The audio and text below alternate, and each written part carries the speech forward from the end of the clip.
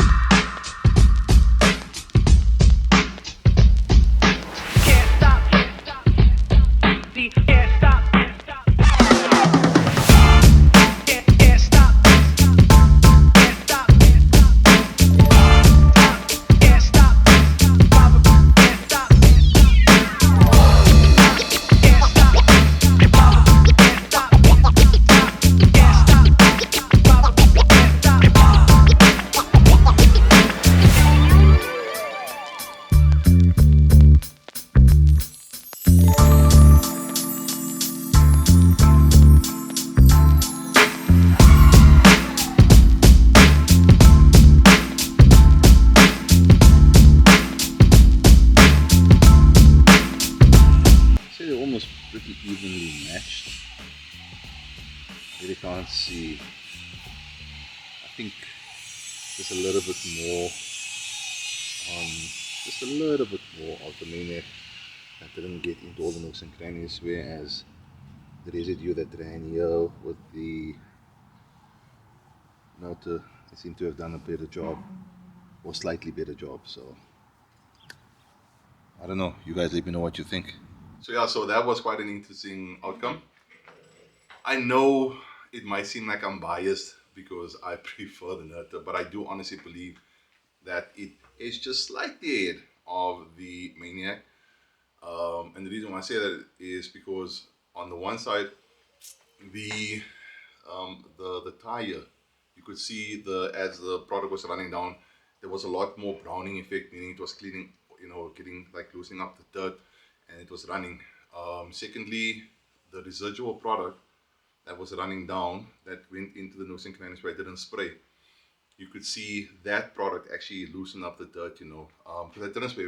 I tried to go everywhere, but I know I didn't go into all the nooks and crannies on both sides. So there is where the Nerta, I think, just edged it slightly hit. But I think in terms of the coverage, I think both of them did almost exactly the same job. I think they performed very well.